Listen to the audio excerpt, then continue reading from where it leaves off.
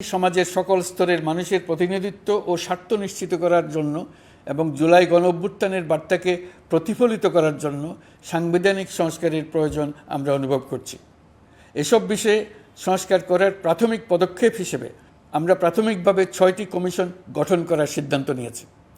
এসব কমিশনের কাজ পরিচালনার জন্য বিষয়ভিত্তিক অভিজ্ঞতা বিবেচনা করে 6 জন বিশিষ্ট নাগরিকের নেতৃত্বে এই কমিশনগুলো পরিচালনা করার দায়িত্ব দিয়েছি। এরপর আরও বিভিন্ন বিষয়ে কমিশন গঠন করার প্রক্রিয়া আমরা অব্যাহত রাখব। নির্বাচন ব্যবস্থা সংস্কার কমিশনের প্রধান হিসেবে দায়িত্ব পালন করবেন ডক্টর বদিউল আলম মজুমদার। পুলিশ প্রশাসন সংস্কার কমিশনের প্রধান হিসেবে কাজ করবেন জনাব সরফরাজ চৌধুরী। বিচার বিভাগ সংস্কার কমিশনের প্রধান হিসেবে দায়িত্ব পালন করবেন বিচারপতি শাহ আবু নাঈম মমিনুর রহমান। দুর্নীতি দমন সংস্কার কমিশনের প্রধান হিসেবে দায়িত্ব পালন করবেন ডক্টর ইফতেখারুজ্জামান। জনপ্রশাসন সংস্কার কমিশনের প্রধান হিসেবে দায়িত্ব পালন করবেন জনাব আব্দুল মুহিত চৌধুরী।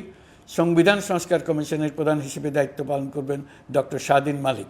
এসব কমিশনের অন্য সদস্যদের নাম কমিশন প্রধানদের সাথে আলোচনা করে ঠিক করা হবে। কমিশনগুলোর আলোচনা ও পরামর্শ সভায় উপদেষ্টা পরিষদের সদস্য, ছাত্র, শ্রমিক জনতা আন্দোলনের প্রতিনিধি, নাগরিক সমাজ ও রাজনৈতিক দলের প্রতিনিধিরা উপস্থিত থাকবেন। পূর্ণাঙ্গভাবে গঠিত হওয়ার পর কমিশন আনুষ্ঠানিকভাবে তাদের কাজ আগামী 1 অক্টোবর থেকে শুরু করতে পারবে বলে আমি আশা করছি এবং এটি পরবর্তী 3 মাসের মধ্যে সম্পন্ন হবে বলে আমরা ধারণা করছি। কমিশনের রিপোর্টের ভিত্তিতে সরকার পরবর্তী পর্যায়ে প্রধান রাজনৈতিক দলগুলোর সাথে পরামর্শ সভার আয়োজন করবে।